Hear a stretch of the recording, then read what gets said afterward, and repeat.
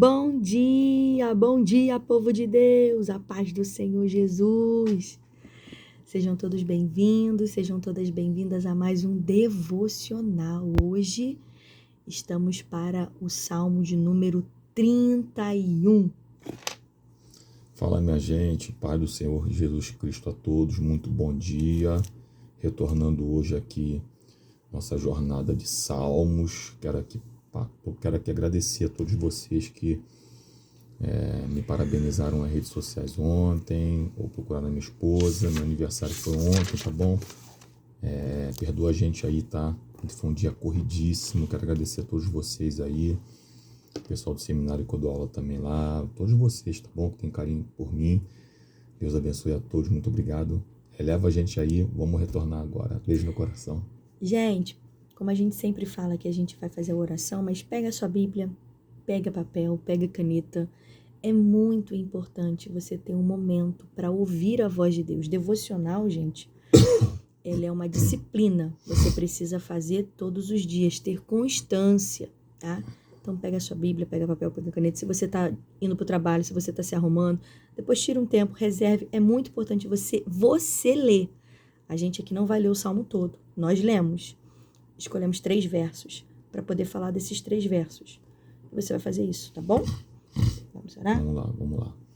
Jesus, nós engrandecemos a Ti mais uma vez nesse momento por conta de todas as coisas que o Senhor tem feito em nossas vidas. Muito obrigado por tudo, pelo ar que respiramos, pelo alimento na mesa, pela casa que temos, pela comida, por tudo aquilo, Pai, que o Senhor tem feito por nós. Nós não somos dignos, mas o Senhor tem tido misericórdia da nossa vida. Muito obrigado pelos meus irmãos que nos acompanham também aqui. Glorifico o Teu nome. Amém.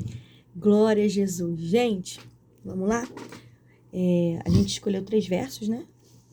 Na 4. verdade, eu escolhi somente um diferente do dela, tá? Salmo 31. Faz a leitura então do 1, do 2, Vamos lá. 5 e 10, tá? Salmos de número 31. Diz assim a palavra do Senhor. Verso 1 diz assim: Em Ti, Senhor, me refugio, não seja eu jamais envergonhado. Livra-me por Tua justiça. Verso 2. Inclina-me os ouvidos, livra-me depressa. Sê o meu castelo forte, cidadela fortíssima, que me salve. Verso por número 5. Nas Tuas mãos entrego o meu espírito. Tu me remiste, Senhor Deus da verdade. Verso por número 10, que está escrito da seguinte maneira: Gasta-se a minha vida na tristeza, e os meus anos em gemidos. Debilita-se a minha força por causa da minha iniquidade, e os meus ossos se consomem. Amém.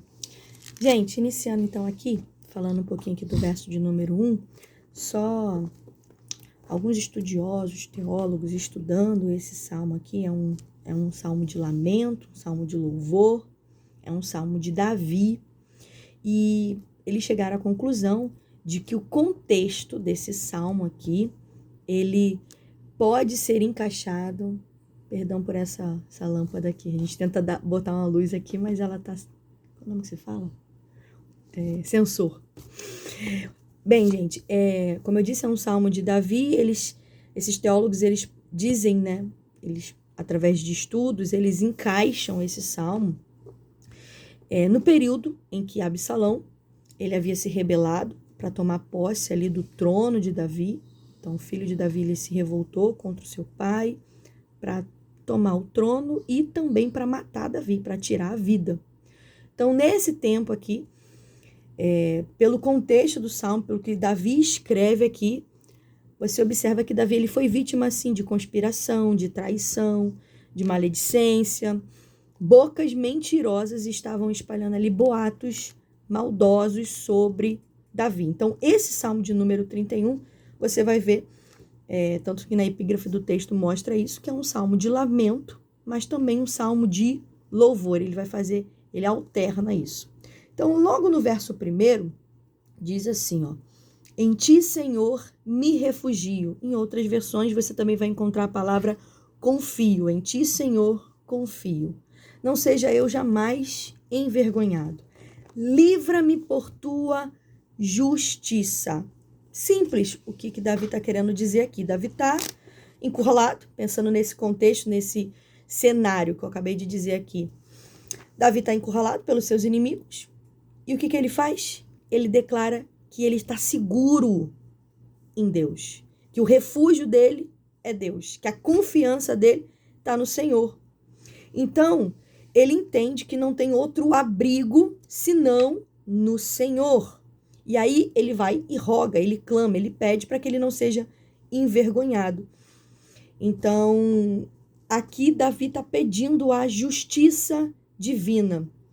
Aí tem uma frase de um teólogo, Spurgeon, diz assim: enquanto Deus for justo, a fé jamais se mostrará fútil. Eu achei interessante isso. Davi, ele não estava confiando em si mesmo, ele estava confiando, ele tinha fé na justiça de Deus. Então, o porto seguro dele era a fé que ele tinha no Senhor. Então, enquanto Deus for justo, e Deus é justo, ele jamais se mostrará fútil. Então, o único lugar seguro que eu aprendo aqui, eu anotei aqui para não esquecer, gente, o único lugar seguro para morar, para abrigar, para confiar, para se esconder. Como é que eu faço, Karine, para achar esse lugar? Orando, buscando, descansando, confiando, gente. Não ter medo. Você pode estar enfrentando problema, você pode estar enfrentando alguma dificuldade, alguma aflição, mas eu quero dizer para você que o medo, ele é o inimigo da confiança. Guarda isso, por favor, se quiser anota isso aí. O medo é o inimigo da confiança. Todas as vezes que você tem medo, você não confia. Então, o medo te atrapalha. E eu anotei aqui, ó, duvide das suas dúvidas. Duvide das suas dúvidas, porque o medo, ele traz o quê? Dúvida em nosso interior. Todas as vezes que a gente tem medo, a gente fica com dúvida. E Deus está falando para alguém aqui, duvide das suas dúvidas, porque a confiança é você não ter dúvida. A confiança é você não ter medo. Então, em nome de Jesus, toda dúvida hoje cai por terra agora, em nome de Jesus. Confie no Senhor. Elimine as dúvidas, elimine os medos e saiba que é no Senhor que você vai encontrar o seu refúgio, o seu porto seguro. Você pode se abrigar, você pode morar, esconder, habitar, porque Ele é a tua proteção. Ele é o teu seguro de vida. Fala, amor. Vamos lá, gente. O verso 2, deixando claro aqui que esse salmo aqui, primeiro, ele é um salmo de transporte da angústia para a resposta de Deus, tá? É interessante a gente falar que a maioria dos salmos que Davi escreve, eles são salmos que demonstram situações que Davi passa na sua vida, que demonstram, que apontam para a gente situações difíceis, complexas, de pressão muito grande sobre Davi. E ele sempre, em muitos salmos, se você parar para observar, muitos dos salmos, Davi está compondo esse salmo em um momento difícil, mas na virada do salmo você percebe que Davi ele obtém algo da parte de Deus para que o Senhor possa de fato mudar a sua trajetória, mudar a sua história, etc. Suas emoções, enfim. E esse verso 2 aqui, somente a parte A uma palavra me chamou a atenção, diz assim. 31, 2. Deixa eu virar a página aqui. Inclina-me os ouvidos, livra-me depressa. Somente essa parte aí.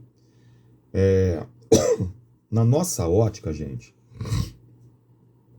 inclinar-se para alguém é sinal de veneração. Quando alguém se inclina para uma outra pessoa, é sinal de que está venerando essa pessoa, né? Talvez até em algumas questões um fato acerca de respeitar essa pessoa. Inclinar dá a ideia de que alguém grande se curva para ouvir alguém pequeno. Tá? Então, Se alguém é dessa altura e pede para alguém dessa altura se inclinar, automaticamente essa pessoa que é dessa altura faz assim, ó, para poder ouvir aquilo que essa pessoa está falando. Compreenderam isso? Agora, quem não tem visão espiritual pensa que isso aqui é uma petulância de Davi. Pensa que isso aqui é a petulância de Davi. Por quê? Inclina-te para me ouvir. Ou seja, como é que é? Você está no teu lugar aí, não vai falar comigo aqui não, não vai me ouvir aqui não. Só que quem tem essa visão que não é espiritual, pensa que é petulância de Davi. Só que quem tem visão espiritual, observa que alguém que tem uma posição minúscula, menor, curta, pequena, está pedindo para alguém que é muito grande ouvi-lo em meio à sua angústia. Davi poderia ser o maior rei que Israel teve, mas ainda tinha que pedir ajuda para o maior rei que existe na face da terra, que é o Senhor Deus. Aleluia, glória a Deus. É isso. Vamos lá, gente, verso de número 5. Me chamou a atenção porque diz assim, ó, nas tuas mãos entrego o meu espírito. Tu me remiste, Senhor, Deus da verdade. Me chamou a atenção porque foi uma frase usada pelo próprio Senhor Jesus, né? Então, antes de falar sobre isso, Davi, ele entrega nas suas mãos o seu espírito a Deus. Lembra que a gente falou de segurança? Que o Senhor é o nosso seguro? Imagina um seguro de vida. Senhor, Deus é o nosso seguro. Então, Davi estava entregando para Deus aquilo que é dele, aquilo que pertence a ele. Eu achei isso muito interessante. Então, o Espírito veio do Senhor. Então, Davi estava devolvendo, estava entregando para ele aquilo que já é dele. Então, o que confiamos ao Senhor está seguro. Guarda isso. Tudo que a gente confia no Senhor aqui na terra está seguro. Então, isso dá pra gente. Já percebeu que quando a sua casa, por exemplo, tem alguém aqui que possa ter um seguro de casa, um seguro residencial. Se você tem um seguro residencial, você fica tranquilo. Porque se a torneira quebrar, você aciona o seguro, vem alguém lá e conserta. Se alguma coisa acontecer, tem seguro. Então, isso está mostrando para mim e para você que nós temos um seguro. Esse seguro é o Senhor. Temos garantia. Então, se alguma coisa der problema aqui, a gente sabe aonde que a gente vai pedir ajuda. Ao Senhor, para Ele vir solucionar. Você consegue entender isso? Então, isso dá para a gente a oportunidade de vivermos em calma, de vivermos tranquilos. Nós temos um seguro. Então, Davi, ele fez isso. Então, gente, se esse seguro é de Deus, eu anotei aqui, ele pode sustentar você. Você consegue entender isso? Se você entende que você confia no Senhor, se você está segurado, se o Senhor, né, você está segurado no Senhor, igual um carro, está segurado, então, se bater, se roubar, não tem problema, você vai ter outro. É isso que o Senhor quer falar conosco. Quando você confia nele, você está segurado. Então, é isso que Davi está falando. Então, ele pode sustentar agora, como ele pode também sustentar no futuro. E aí, Davi está devolvendo para ele, olha, se eu morrer, recebe o meu espírito. Eu achei isso muito lindo, né? E essa é uma frase muito utilizada também, gente, em vários lugares, quando a pessoa está no leito de morte. Não sei se você já deve ter observado isso. E o próprio Senhor Jesus também clamou isso em alta voz. Em tuas mãos entrego o meu espírito, lá em Lucas 23, 46. Então, eu achei interessante vir e compartilhar isso também com os irmãos. Vamos lá, gente. O verso 5, como foi dito aí por ela, ele aponta para... foi dito essa frase em Lucas 23, 46, tá? Aqui tem duas possibilidades, tá? Duas possibilidades que podem acontecer. A primeira delas aponta para uma angústia próxima da morte. Bom, Davi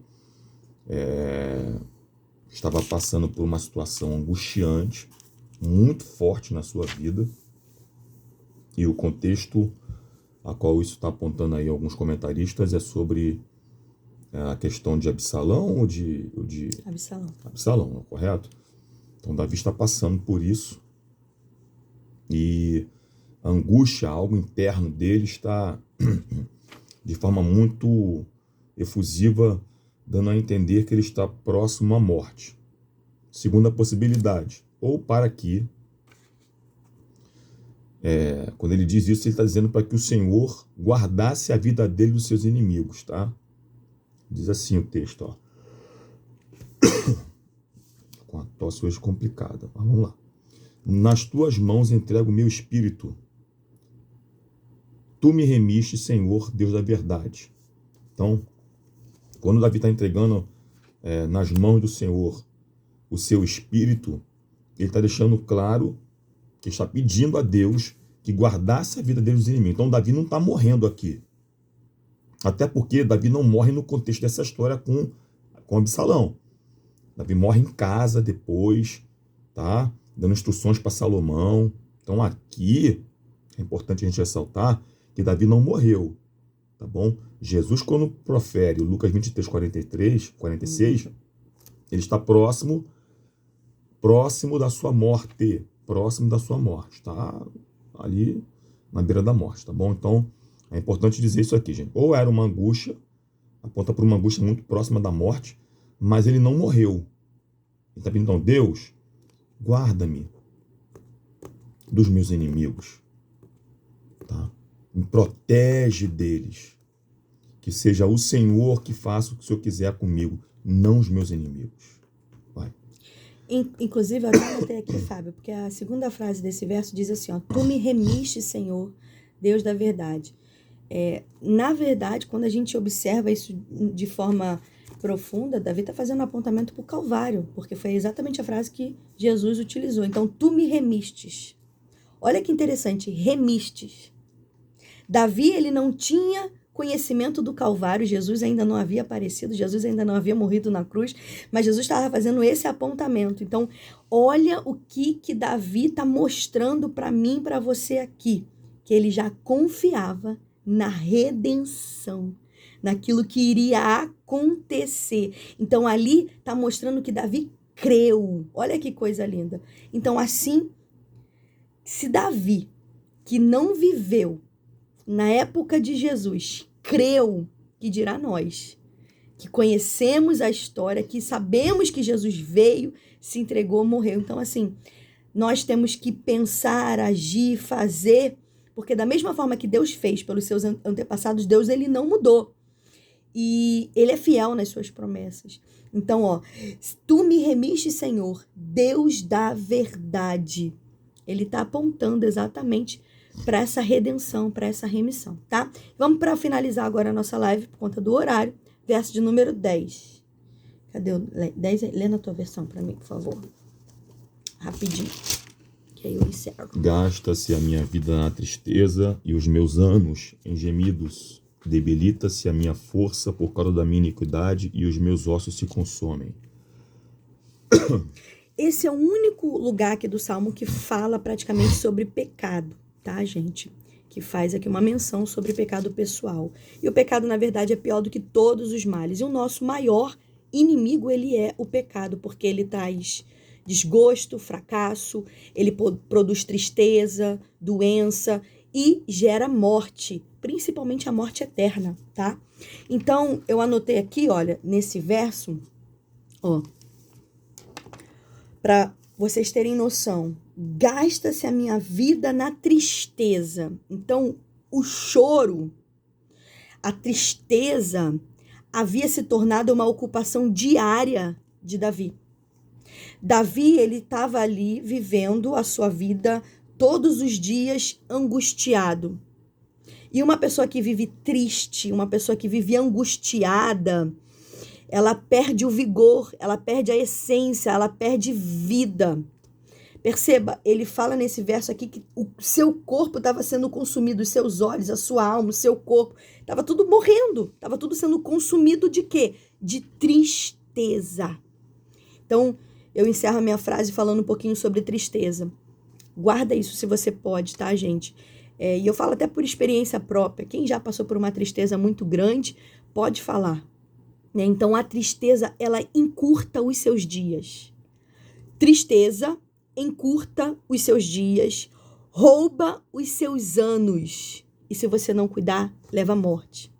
Quantas pessoas têm depressão, têm uma tristeza profunda, uma angústia, e ela não faz mais nada, ela não vive. Aquilo vai consumindo, que vai atrapalhando ela na sua vida, na sua rotina, ela não quer sair mais de casa, não quer ver mais a luz do dia, e aquilo vai levando até a morte. Vai sentindo dor no corpo, sentindo dor em tudo. Então, por favor, gente, a tristeza, anotei aqui, ó, a tristeza é um péssimo mercado para gastarmos com as riquezas de nosso tempo. Vou repetir para você anotar. A tristeza é um péssimo mercado para gastarmos as riquezas do nosso tempo. Você tem algo valiosíssimo nas suas mãos, que é o tempo, que é a vida. E Deus não deseja que você gaste a sua vida se lamentando, chorando. É claro que a gente vai ter momentos de tristeza. Eu achei até interessante o que o pastor Roberto falou esses dias, que só aqui na terra a gente vai ter oportunidade de louvar a Deus. Na tristeza, no luto, na dificuldade. Então, gente, se alegre. Porque se você está passando por alguma dificuldade, Tiago fala sobre isso, se alegre se você está passando por dificuldade, se você está passando por tribulação, porque isso vai melhorar você. Vai fazer de você uma pessoa melhor. Então, para encerrar minha oportunidade, eu botei assim, ó, para de gastar errado e de investir no que não te dá retorno. Todas as vezes que você fica triste, você está gastando uma coisa errada, você está gastando errado e está investindo em algo que não te dá retorno. Pelo contrário, você está indo para o caminho de morte. E Deus está falando, ei, tira essa tristeza hoje da tua vida. Tira, confia no Senhor. Deixa Ele transformar essa tristeza em alegria. A Bíblia fala, se alegre quando você passa por tristeza, por dificuldade, por aflição. Eu encerro a minha oportunidade. Vamos lá, gente. Esse verso 10 aqui, a gente tem que fazer uma análise nele mais com calma. Gasta-se a minha vida na tristeza e os meus anos em gemidos. Debilita-se a minha força por causa da minha iniquidade. Então tem uma causa, tá?